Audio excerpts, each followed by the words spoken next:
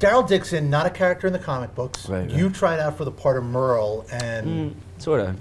kind of. Well, you explain. You tell me the story. I only know what I've read. Well, I went to Los Angeles for pilot season, and that's where all the TV shows are cast and first thought of. And I went out there, and it was just stacks of scripts. It was buddy, roommate drama, cop drama, lawyer drama, and then Walking Dead. It was so original.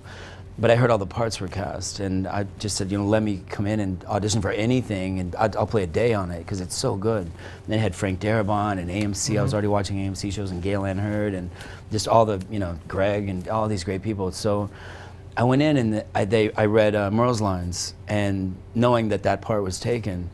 And then I went back to New York, and they had me do it again, reading different Merle's lines. And then when I left, I got a phone call that Frank created a new character. So that's how that happened. Who was Daryl Dixon? Yeah. And so you have really been there since the beginning of that character. I have, yeah. Very integral, I'd imagine, in his development.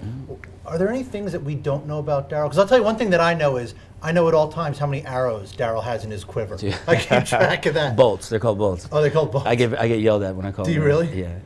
But are there things that we don't know about him? Yeah, I mean, there was a lot of, there were early drafts of episodes that had Daryl saying racist things and taking his brother's drugs and stuff like that, and I fought not to do that. And it wasn't a huge fight, but it was a discussion, and I wanted to play him more of an Al-Anon member and less of an Alcoholics Anonymous member. So that he grew up in this family, and there was shame. He had a chip on his shoulder about it, which, when Merle leaves the show, it really allowed him to sort of, these are his 2 feet on the ground, and who does he want to be, and what does he want to fight for? And he sort of became his own man. He was destined to become Mini Merle. So, they worked with me in a lot of those. I mean, sometimes they're like, absolutely not, Norman. Like I'll say, I think I need a dog, and they'll be like, there's no way you're going to get a dog. So, sometimes they just say, that's the most ridiculous idea ever.